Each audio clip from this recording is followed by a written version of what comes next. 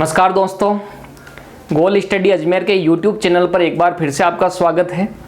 Biology की series जारी थी। अब तक 2 वीडियो बायोलॉजी के आ चुके हैं। रक्त परिसंचरण तंत्र के बारे में हम अध्ययन कर रहे थे और पहले वीडियो के अंदर हमने रक्त का सामान्य परिचय देखा था और रक्त से जुड़े हुए फैक्ट जो जनरली विभिन्न प्रकार की वैकेंसीज में पूछे जाते हैं उसके बारे में हमने चर्चा करी थी।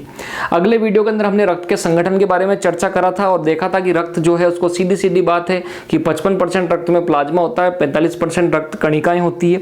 रक्त कणिकाओं में हमने आरबीसी, डब्ल्यूबीसी और प्लेटलेट का नाम लिखा था। अब सीधी सी बात है, एक सवाल पक्का है, आरबीसी से जुड़ा हुआ या डब्ल्यूबीसी से जुड़ा हुआ या प्लेटलेट से जुड़ा हुआ। तो आज हम इस वीडियो में आरबीसी के बारे में पूरी डिटेल से चर्चा करेंगे, टू द पॉइंट चर्चा करेंगे। क्या पेपर में पूछा जाता है उसके बारे में हम पक्का अध्ययन करेंगे। तो आइए देखते हैं आरबीसी के बारे में। तो सबसे पहले हम चर्चा किसकी करेंगे? आरबीसी के बारे में। किसके बारे में? आरबीसी के बारे में।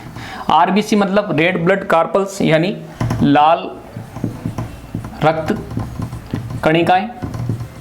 आरबीसी को जनरली अपन सब जानते हैं, अपन लाल रक्त कणिकाएं जो होती है वो कौन होती है? आरबीसी होती है। ठीक है, अब सुनो, एक सवाल जो जनरली पेपर में पूछा जाता है कि आरबीसी का अन्य नाम क्या है? अन्य नाम।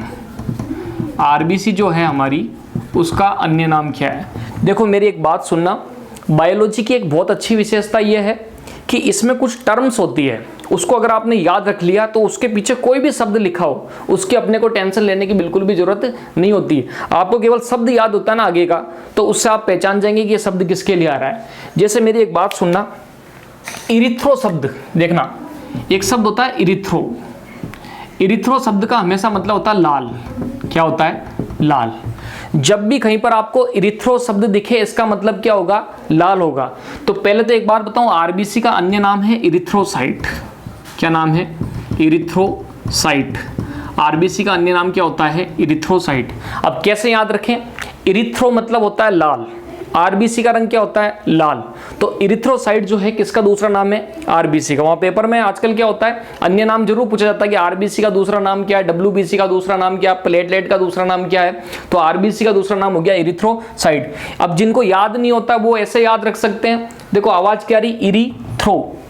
अपन किसी के मुंह पर बहुत जोर से बॉल को थ्रो करें या फेंके तो उसका मुंह लाल हो जाता है, या कई बार किसी के जोर से बॉल आके पड़ती है तो उसके खून भी आ जाता है और खून का रंग कैसा होता है? लाल। तो किसी भी चीज को अपन थ्रो करते हैं तो अपना रंग कैसा हो जाता है? लाल। सीधी सी बात है।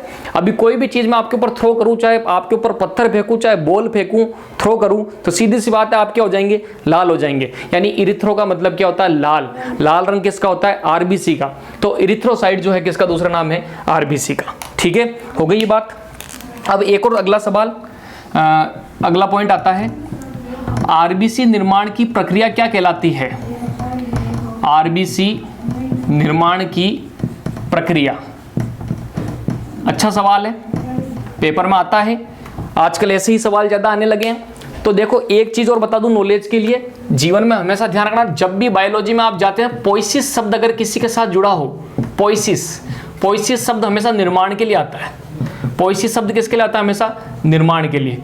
और लाइसिस शब्द हमेशा किसके लिए आता है? अपघटन के लिए या खत्म करने के लिए। अपघटन या खत्म करने के लिए।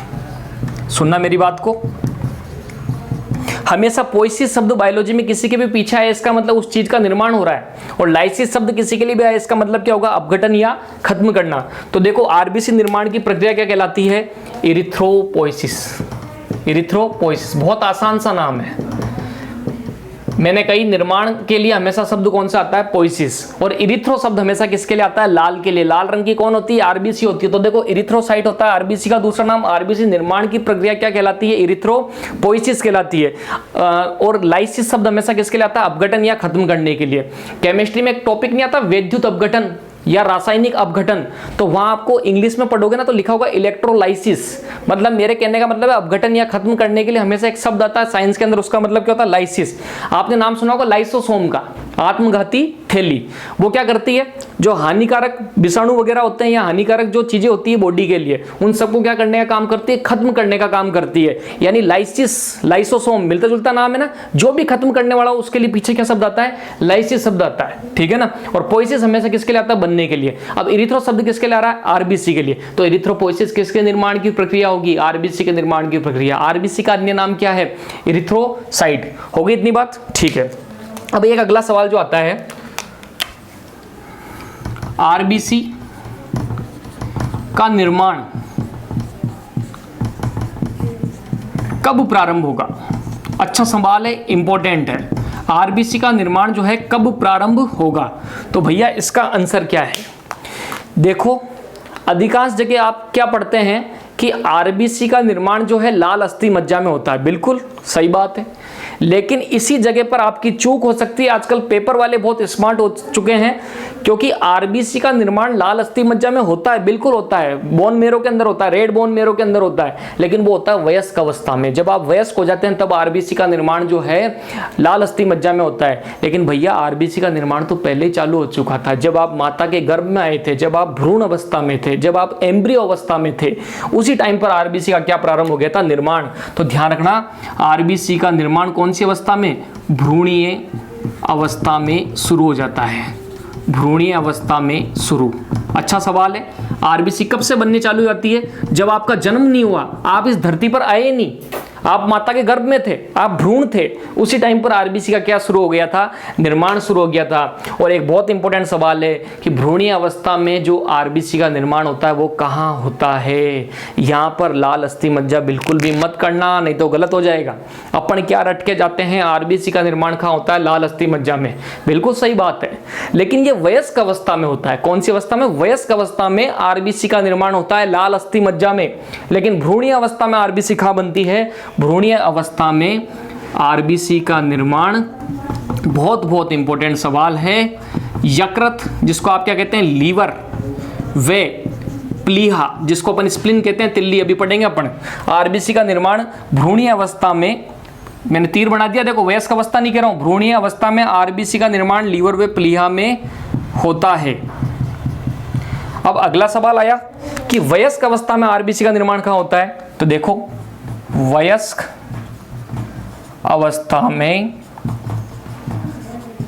आरबीसी का निर्माण, वयस्क अवस्था में आरबीसी का निर्माण कहाँ होता है? लाल अस्थि मज्जा में होता है। कहाँ होता है? लाल अस्थि मज्जा में। मित्रों आगे चर्चा करेंगे अभी लाल अस्थि मज्जा के बारे में भी, लेकिन सीधी सीधी बात है, थ्रो करते हैं तो चेहरा कैसा हो गया? कुछ भी चीज मैंने आपके ऊपर फेंकी तो लगी तो रंग कैसा हुआ? लाल। इरिथ्रो शब्द हमेशा कौन से रंग के लिए आता है? लाल रंग के लिए। इरिथ्रोसाइट मतलब आरबीसी। पोइसिस शब्द हमेशा निर्माण के लिए, लाइसिस शब्द हमेशा किसके लिए आता है? नष्ट होने के लिए। इरिथ्रोपोइसिस क्या है? आरबीसी के निर्माण की प्रक्रिया। भैया आरबीसी कब बननी शुरू होती है? जब भ्रूणीय अवस्था में होते हैं तभी आरबीसी बननी शुरू हो जाती है। और यकृत और प्लीहा में जो है शुरू में आरबीसी का क्या होता है? निर्माण होता है। जबकि वयस्क अवस्था में आरबीसी का निर्माण कहां होता है? लाल अस्थि मज्जा में होता है। बहुत इंपॉर्टेंट सवाल है, इस स्लाइड को ढंग से आप स्क्रीनशॉट लो, आगे और चर्चा करते हैं। ले लिया होगा स्क्रीनशॉट, बढ़ जाएं आगे। ठीक है, अब देखो आरबीसी ही चल रही है, लाल अस्थि मज्जा के बारे में चर्चा कर रहे थे। ठीक है, तो देखो, आपने कभी शरीर की कुछ हड्डियां देखी होगी, चित्र देखा होगा। मैं एक चित्र बनाता हूं, देखना। ये देखो,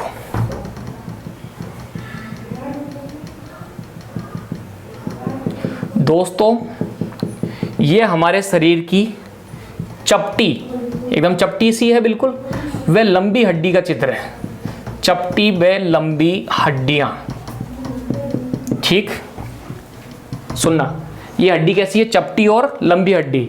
सवाल उठता है कि हमारे शरीर में जो लाल अस्थि मज्जा है या रेड बोन मेरो है, ये कहां पर बनता है? आपने कई बार सुना भी होगा, बोन मेरो ट्रांसप्लांट, बहुत ज्यादा खर्चा आता है। ठीक, किसी के ब्लड कैंसर वगैरह हो जाता है और इतना ज्यादा लेवल पर ब्लड कैंसर हो जाता है कि पूरी बॉडी का रक्त जो है खराब हो जाता है, उस टाइम पर बोन मेरो ट्रांसप्लांट करना पड़ता है और बहुत लंबी प्रोसेस और बहुत खर्चीली प्रोसेस होती है। चलो ठीक है, बाद में करेंगे उसकी चर्चा, लेकिन सुनो, चपटी व लंबी हड्डियां जो होती है ना अपने शरीर की, ये समझ लो ये बोन मेरो की फैक्ट्रियां हैं। इन हड्डियों के पास में से चिकना चिकना द्रव निकलता रहता है। क्या निकलता रहता है? चिकना चिकना द्रव निकलता रहता है, और वो जो चिपचिपा द्रव है वही बोन मेरो है। क्या है? बोन मेरो है। सीधी सी बात है, लाल अस्थि मज्जा जो है उनका निर्माण जो है किन हड्डियों के द्वारा होता है? चपटी व लंबी हड्डियां में लाल अस्थि मज्जा बनता है। लाल अस्थि मज्जा बनता है। इनके पास से निकलता रहता है वो द्रव। तो ध्यान रखना, लाल अस्थि मज्जा जो है चपटी और लंबी हड्डियों के द्वारा निर्मित होता है, और लाल अस्थि मज्जा जो है वयस्क अवस्था में आरबीसी का बनेगी, लाल अस्थि मज्जा के अंदर बनेगी। इतनी बात हो गई। अब अगला सवाल आता है, आरबीसी का जीवन काल कितना होता है? अच्छा सवाल है, इंपॉर्टेंट सवाल है, बार बार आया हुआ है, सभी भर्तियों में आया हुआ है और लगभग सभी बच्चों को याद होता है। हर कोई आज की तारीख में इसको राइट करके आता है। अगर आपको ये याद नहीं है तो समझो कि आपकी बायोलॉजी थोड़ी क्या है, कमजोर है। आरबीसी का जीवन काल होता है 120 दिन। कितना दिन होता है? 120 दिन होता है। याद रह जाएगा क्या? आरबीसी का जीवन काल कितना होता है? 120 दिन। अब सवाल आता है आरबीसी की संख्या। आरबीसी की संख्या, तो मेल जो होते हैं, पुरुष जो होते हैं, उनमें आरबीसी हमेशा क्या होती है? ज्यादा, यानी मेल पुरुषों में कितनी होती है? 50 से 55 लाख। कई जगह आपको मिलियन लिखा हुआ मिलेगा, 5 मिलियन से 5.5 मिलियन। ठीक है, तो मेरी बात सुनो, आपको इकाई भी आनी चाहिए। 1 मिलियन में होते हैं 10 लाख, तो 5 मिलियन या 5.5 मिलियन में कितने होंगे? 50 लाख से 55 लाख। तो मेल में आरबीसी की संख्या कितनी होती है? 50 से 55 लाख। और जो फीमेल होती है, मादा, महिला, उनमें आरबीसी की संख्या कितनी होती है? 45 से 50 लाख प्रति घन होती है ये। ठीक है, इतनी बात हो गई। ये आरबीसी का जीवन काल कितना? 120 दिन। आरबीसी की संख्या मेल में कितनी होती है वो मैंने आपको बता दी। आरबीसी की संख्या फीमेल में कितनी होती है वो भी मैंने बता दिया। अब अगला सवाल आता है कि सर आरबीसी का आकार कैसा होता है? ये सवाल भी आजकल काम का है, आरबीसी का आकार। तो सुनो आरबीसी के आकार के बारे में, इंपॉर्टेंट है। स्तनधारियों में आरबीसी का आकार कैसा होता है? इंग्लिश में याद रखना ज्यादा अच्छा है, बाइकॉनकेव, बोले तो द्विअवतल। इंपॉर्टेंट है, याद रख लेना। देखो आरबीसी का चित्र भी बना देता हूं मैं, नहीं तो आप गूगल पर सर्च कर लेना। इस तरीके से होती है, बीच में धसी हुई होती है और बाहर की तरफ से उभरी हुई सी होती है। ठीक, इस तरह से होती है हमारी आरबीसी। ठीक है ना, ये जो मैंने बनाई है ना, ये हमारी क्या है? आरबीसी है, यानी लाल रक्त कणिकाएं। स्तनधारियों की जो आरबीसी होती है वो बाइकॉनकेव होती है या द्विअवतल होती है। और एक और बात सुनो दोस्तों, आप यही पढ़ते हो आरबीसी का आकार द्विअवतल होता है, लेकिन मित्रों ये स्तनधारियों की आरबीसी के बारे में पूछा, मेमल्स के बारे में पूछा है। आप और हम मेमल्स में आते हैं, जिनके भी स्तन होते हैं। जो भी प्राणी अपने स्तनों के द्वारा अपने संतान को दुग्धपान करवाते हैं वो सब मेमल्स होते हैं, स्तनधारी होते हैं। तो स्तनधारियों में आरबीसी कैसी होती है? बाइकॉनकेव। जबकि उभयचर में बाइकॉन्वेक्स। कैसी होती है? बाइकॉन्वेक्स, उत्तल। ठीक हो गई ये बात, इसका भी स्क्रीनशॉट लो दोस्तों, फिर आगे बढ़ते हैं हम। ठीक है ना, तो आरबीसी का जीवन काल कितना होता है? 120 दिन। मेल में आरबीसी कितनी? 50 से 55 लाख, फीमेल में 45 से 50 लाख। आरबीसी का आकार बता ही दिया, स्तनधारियों में बाइकॉन्वेक्स और उभयचर में कैसा होता है? सॉरी, बाइकॉनकेव होता है स्तनधारियों में, और उभयचर में कैसा होता है? बाइकॉन्वेक्स। और चपटी और लंबी हड्डियों में क्या बनता है? लाल अस्थि मज्जा। ले लो ढंग से स्क्रीनशॉट, एक बार ले लिया होगा दोस्तों स्क्रीनशॉट। ठीक है, बढ़ जाएं आगे। देखो, तो मिटा देता हूं मैं इस चीज को। आरबीसी हमारी चल रही थी, आसानी से पॉइंट टू पॉइंट चल रहे हैं दोस्तों, बिल्कुल टू द पॉइंट है। इनको आप एज इट इज स्क्रीनशॉट को ऐसे कैसे कॉपी में उतार सकते हो, बिल्कुल नोट्स के रूप में। ठीक है, अब सुनो, एक सवाल आता है, क्या आरबीसी में केंद्रक होता है क्या? ठीक, देखो एक चीज ध्यान रखना, आप जो कोशिकाएं होती है उनका जो मुख्य अंग होता है, सीधी सी बात है, केंद्रक के बिना कोशिका किस बात की।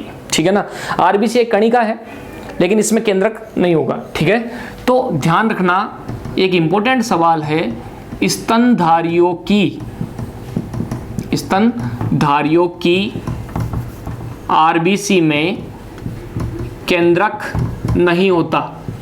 स्तनधारियों की आरबीसी में केंद्रक नहीं होता है, बहुत इंपॉर्टेंट सवाल है। स्तनधारियों की जो आरबीसी है उसमें केंद्रक नहीं होता है। लेकिन देखो यहीं पर एक सवाल आएगा, जीवन में हमेशा ध्यान रखना, जो भीड़ से हटके चलता है वही क्या होता है? सक्सेस होता है। ठीक है ना, भेड़ चाल में हमें नहीं जाना, जो हटके होता है वही सबसे ज्यादा दिखता है। तो स्तनधारियों के आरबीसी में केंद्रक तो नहीं है, लेकिन एक अपवाद है, और ये अपवाद पेपर में आजकल आने लगा है। ऊंट व लामा, ये दो ऐसे स्तनधारी है जिनकी आरबीसी के अंदर केंद्रक मिलेगा, लेकिन बाकी सभी स्तनधारियों की आरबीसी में केंद्रक नहीं होता। ऊंट को तो हम सब जानते हैं, राजस्थान वाले, रेगिस्तान का जहाज है हमारा। ठीक है ना, और लामा साउथ अमेरिका महाद्वीप में आप जाइए, दक्षिण अमेरिका में, वहां पर बिल्कुल ऊंट के जैसा मिलता जुलता लंबी सी गर्दन होती है और बहुत सारे बाल होते हैं, ठीक है ना, वो बिल्कुल ऊंट जैसा होता है, वो जानवर होता है लामा। तो स्तनधारियों के आरबीसी में केंद्रक नहीं होता, लेकिन इसके अपवाद कौन है, ऊंट और लामा, ठीक है। हो गई इतनी बात इंपॉर्टेंट। और सुनो, अब आरबीसी में केंद्रक नहीं है, आरबीसी में कोशिका नहीं है, तो सीधी सी बात है आरबीसी में कोशिका विभाजन भी नहीं होगा, आरबीसी में कोशिका विभाजन नहीं होता है। ये छोटे छोटे फैक्ट हैं जो कई बार परीक्षाओं के अंदर पूछ लिए जाते हैं कि आरबीसी जो है इसमें कोशिका विभाजन नहीं होता है। अब एक अच्छा सवाल आ रहा है, और वो अच्छा सवाल क्या है, हीमोलाइसिन क्या है, हीमोलाइसिन या हीमोलाइसिस। देखो मैंने एक बात पहले ही बोली थी, याद आ रही होगी, लाइसिस शब्द हमेशा किसके लिए आएगा, खत्म होने के लिए, अपघटन होने के लिए, किसी भी चीज के नष्ट होने के लिए आता है लाइसिस या लाइसिन शब्द। अब सवाल आया कि हीमोलाइसिन या हीमोलाइसिस क्या है, तो सुनो मेरी बात दोस्तों, आपने देखा होगा सर्पदंश जानते हो, सांप अगर किसी को काट ले, ठीक है ना, देखो अभी वैसे भी बरसात का सीजन चल रहा है, इस समय पर सांप जो है उनके बिलों में पानी भर जाता है, तो ऐसी स्थिति में सांप बिलों से बाहर निकलते हैं और हमको काट भी लेते हैं। और देखो कई प्रकार की प्रजातियां होती है सांपों की, उनमें से कुछ प्रजातियां बहुत ही विषैली होती है और उनका जो वेनम होता है, उनका जहर होता है, वो हमारे लिए बहुत ही हानिकारक होता है। एक तो न्यूरोटॉक्सिक जहर होता है बिल्कुल, जो हमारे तंत्रिका तंत्र पर भी प्रभाव डालता है। और सीधी सी बात है, कुछ जहर ऐसे होते हैं, जैसे एक रसल वाइपर नाम का सांप होता है, नाम सुनना, कभी सर्च करना गूगल पर। रसल वाइपर जो होता है उसकी एक खास बात होती है, जब वो आपको काटता है ना, तो सबसे ज्यादा नुकसान आपके आरबीसी के ऊपर होता है। आरबीसी पे होगा तो सीधी सी बात है खून पे इफेक्ट पड़ेगा, और खून ही सब कुछ है। खून नहीं होगा और खून के अंदर गलत प्रभाव पड़ा तो आपकी क्या हो जाएगी, मृत्यु हो जाएगी। तो सुनना, सर्पदंश में, अच्छा सवाल है, सर्पदंश में आरबीसी की झिल्ली फट जाती है, इंपॉर्टेंट है सवाल, सर्पदंश में आरबीसी की झिल्ली फट जाती है। और हीमोग्लोबिन जानते हो ना दोस्तों, अभी चर्चा करेंगे हीमोग्लोबिन अगले वीडियो के अंदर। सर्पदंश में आरबीसी की झिल्ली फट जाती है और एचबी या हीमोग्लोबिन बाहर आ जाता है। और जब हीमोग्लोबिन बाहर आ जाएगा तो O2 का परिवहन कैसा होगा, और O2 का परिवहन नहीं होगा तो काणु की क्या हो जाएगी, मृत्यु हो जाएगी। तो सर्पदंश में आरबीसी की झिल्ली फट जाती है और हीमोग्लोबिन बाहर आ जाता है, और इस हीमोग्लोबिन का बाहर आना और आरबीसी की झिल्ली का फट जाना क्या कहलाएगा, हीमोलाइसिस। यानी सीधी सी बात है, आरबीसी क्या हो गई है, खत्म हो गई है, और खत्म होने का मतलब ही क्या, लाइसिस बताया था। और पोइसिस हमेशा किसके लिए आता है, बनने के लिए आता है। तो सर्पदंश में आरबीसी की झिल्ली फट जाती है और हीमोग्लोबिन बाहर आ जाता है, इसे हम क्या बोलेंगे, हीमोलाइसिन या हीमोलाइसिस। इसका स्क्रीनशॉट लो, फिर आगे बढ़ते हैं, ठीक है। हाँ, ले लिया होगा स्क्रीनशॉट, ठीक है, बढ़ जाएं आगे, ठीक। तो आरबीसी अभी खत्म नहीं हुई है मित्रों, छोटे से वीडियो में पूरी डिटेल से बताने का प्रयास है। देखो एक बहुत अच्छा सा सवाल, बहुत अच्छा सा, किताबों में भी नहीं मिलेगा, पॉलीसाथेमिया क्या है ये चीज, तो देखते हैं देखिए दोस्तों पॉलीसाथेमिया के बारे में। एक चीज हमेशा ध्यान रखना, पॉली शब्द हमेशा बहुत सारों के लिए आता है। आपने नाम नहीं सुना पॉलीमर्स या बहुलक, केमिस्ट्री कहो या रसायन विज्ञान कहो, उसमें एक शब्द आता है पॉलीमर्स, जिसको हम कहते हैं बहुलक। एक तो होता है एकलक, एक होता है बहुलक। देखो एकला आदमी जो होता है वो तो होता है एकलक, और बहुत सारे आदमी जो होते हैं क्या होता है, बहुलक होता है। कभी भी ध्यान रखना, कोई भी चीज जो है, बहुलक की परिभाषा आती है केमिस्ट्री के अंदर, जब कई सारे अणु आपस में मिलकर के उच्च अणुभार वाले एक अणु का निर्माण करते हैं, तो इसको अपन कहते हैं बहुलक। यानी सीधी सी बात है, एक लड़का तो एकलक है और बहुत सारे लड़के मिलके वो मिलके क्या बन गए, बहुलक। जैसे सब जानते हैं एथीन के बहुलकीकरण से या एथीन के पॉलीमराइजेशन से क्या बनता है, पॉलीथीन बनता है। तो पॉली शब्द हमेशा किसके लिए आता है, बहुत सारे के लिए। तो देखो यह शब्द से मेरे को एक हिंट मिल रहा है, पॉली मतलब बहुत सारे। तो देखो क्या होता है, पॉलीसाथेमिया क्या है। देखो एक बात सुनना, जब भी हम पहाड़ों पर जाते हैं, कभी गए होंगे आप डूंगरों पे, पहाड़ों के ऊपर, माउंटेन्स के ऊपर, ठीक, तो आपने अक्सर सुना होगा कि जब पहाड़ों पर जाते हैं तो ऊपर ऑक्सीजन की कमी होती जाती है, ठीक है, सांस लेने में क्या होती जाती है, कठिनाई आती है। और आपने देखा होगा पहाड़ी क्षेत्रों के अंदर वायुदाब भी क्या होता है, कम होता है। और जब वायुदाब कम होता है तो हमारे नाक से क्या आने लगता है, खून आने लगता है। काफ़ी बार सुना होगा सियाचिन ग्लेशियर के ऊपर जो है हमारे जो सैनिक तैनात है उनको वहाँ पर पेट्रोलिंग करने में, निगरानी रखने में बहुत ज़्यादा कठिनाई आती है। जितना वहाँ पर पाकिस्तान का और चीन के आसपास का खतरा नहीं है, उससे ज़्यादा खतरा किसका होता है, वहाँ पर मौसम का होता है। क्योंकि वहाँ पर ऑक्सीजन की जो बहुत ही क्या होती है, ऊंचाई पर कमी होती है। अब ऊंचाई पर ऑक्सीजन की कमी होती है, सांस क्या होती है, घुटने लगती है। और वायुदाब क्या होता है, कम होता है। तो जब ऊंचाई पर जाते हैं तो वायुदाब क्या हो जाता है, कम हो जाता है। हमेशा ध्यान रखना, ऊंचाई पर जाने पर वायुदाब क्या होता है, कम। अब बाहर का वायुदाब तो क्या है, कम। अंदर का वायुदाब क्या हो गया, ज्यादा। तो हमेशा कोई भी चीज जो है हमेशा अधिक वायुदाब से कम वायुदाब की तरफ ही आएगी। तो हमारे शरीर से जो खून होता है वो नाक के थ्रू कहाँ निकलने लगता है, बाहर निकलने लगता है। तो सीधी सी बात है, ऊंचाई पर जाने पर एयर प्रेशर क्या हो जाएगा, कम हो जाएगा। नाक से क्या आने लग जाएगा, खून आने लग जाएगा। आपको पता, ऊंचाई पर जाते हैं तो पेन में रखी हुई स्याही भी खाने लग जाती है, बाहर आने लग जाती है। क्यों, वायुदाब के कारण। और एक और बात, ऊंचाई पर जाने पर गुब्बारे भी क्या हो जाते हैं, फूट जाते हैं। ठीक है, तो अब ऊंचाई पर जाने पर आरबीसी पर क्या प्रभाव पड़ता है, वही पॉलीसाथेमिया है। तो देखना दोस्तों, गौर से देखिएगा। ऊंचाई पर जाने पर, ऊंचाई पर जाने पर आरबीसी की संख्या बढ़ जाती है। बहुत अच्छा सवाल, आरबीसी की संख्या बढ़ जाती है। ऊंचाई पर जाने पर आरबीसी की संख्या बढ़ जाती है। इसे ही क्या कहेंगे, पॉलीसाथेमिया। ठीक है, देखो अभी हिंट में लिया ना, पोली मतलब बहुत सारे, यानी आरबीसी क्या हो गई, बहुत सारी हो गई। तो पॉलीसाथेमिया क्या होता है, ऊंचाई पर जाने पर आरबीसी की संख्या का बढ़ जाना क्या कहलाएगा, पॉलीसाथेमिया कहलाएगा। ठीक है, इसे ही पॉलीसाथेमिया कहते हैं। अब वैसे तो कोई बताएगा नहीं, लेकिन फिर भी मैं बता दूं क्यों हुई ऐसी, आरबीसी की संख्या क्यों बढ़ी। क्योंकि देखो आरबीसी में होता है हीमोग्लोबिन। आरबीसी या हीमोग्लोबिन कहें तो सीधी सी बात है, वो शरीर में ऑक्सीजन का क्या करती है, परिवहन करती है। जब ऊपर चले गए ऊंचाई पर तो ऑक्सीजन की क्या हो गई, कमी। और ऑक्सीजन की कमी होगी तो आप सांस ले पाओगे क्या, नहीं ले पाओगे। और सांस लेने के लिए सीधी सी बात है, बॉडी कोशिश करेगी कि अधिक से अधिक ऑक्सीजन का हम क्या करें, प्रयोग करें। तो आरबीसी अपनी संख्या को क्या करेगी, बढ़ाएगी। तो ऊंचाई पर जाने पर आरबीसी संख्या क्या हो जाती है, बढ़ जाती है। इसको क्या कहते हैं, पॉलीसाथेमिया। 3 क्वेश्चन एडवांस में बता देता हूं आपको, आपकी नॉलेज के लिए।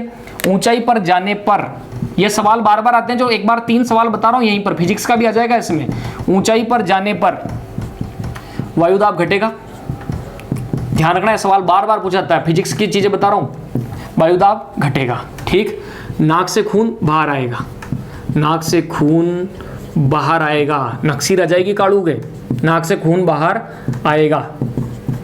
गुब्बारा फूट जाएगा, गुब्बारा फूट जाएगा।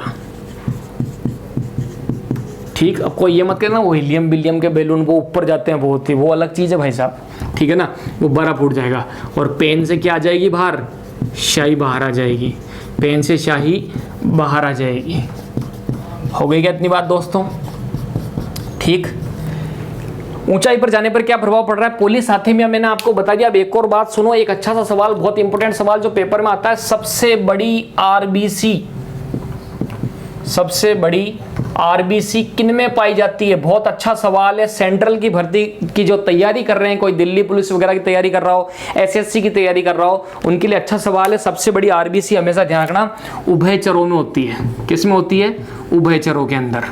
उभयचर जानते हो, जो जमीन पर भी रहते हो और पानी में भी रह सकते हो, जैसे मेंढक, वो जमीन में भी रह सकता है और पानी के अंदर भी रह सकता है। सैलामेंडर होता है एक, सैलामेंडर।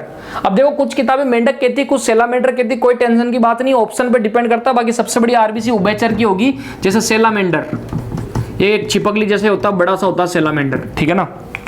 अब सबसे छोटी आरबीसी, सबसे छोटी आरबीसी किसमें होती है, सबसे छोटी आरबीसी, ये सबसे छोटी आरबीसी जो है ये होती है हमारे कस्तूरी मृग में।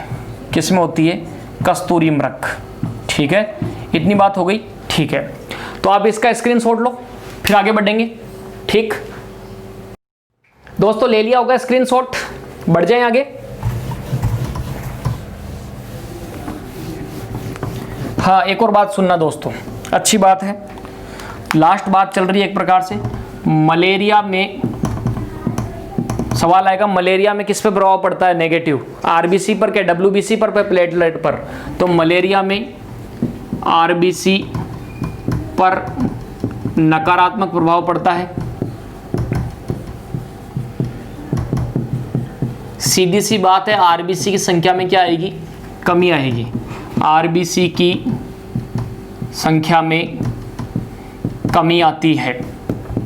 आरबीसी की संख्या में क्या आती है? मलेरिया में कमी आती है। ध्यान रह जाएगी कि आपको ये बात दोस्तों, ठीक है। तो ध्यान रखना, मलेरिया और सर्पदंश का सीधा सीधा इफेक्ट किस पे पड़ेगा? आरबीसी पर। तो मित्रों वीडियो काफी लंबा हो गया है, आरबीसी के बारे में फुल चर्चा कर ली है। अगले वीडियो में हीमोग्लोबिन और डब्ल्यूबीसी के बारे में और प्लीहा के बारे में चर्चा करेंगे। दोस्तों बायोलॉजी कोई कठिन सब्जेक्ट नहीं है, एक बहुत ही रोचक सब्जेक्ट है। और सीधी सी बात है, हम पढ़ क्या रहे हैं? हम हमारी बॉडी के बारे में पढ़ रहे हैं। आप एक बात सोचो, आज हम हमारी बॉडी के बारे में नहीं जानते, हम हमारी बॉडी के बारे में पढ़ने में जोर आ रहा है, इससे बुरी बात क्या हो सकती है? कंपटीशन की तैयारी कर रहे हैं, कम से कम हमारे शरीर का तो ध्यान होना चाहिए। और इस क्षेत्र से दोस्तों सवाल भी क्या आते हैं? बहुत ही ज़्यादा आते हैं। तो मुझे विश्वास है बहुत आसान तरीके से कम शब्दों में मैंने बताने का प्रयास किया। टू द पॉइंट चल रहे हैं। बायोलॉजी के वीडियो को अपना स्नेह दीजिएगा, लाइक शेयर और सब्सक्राइब कीजिएगा। अगले वीडियो में एक बार फिर से मिलते हैं। धन्यवाद दोस्तों।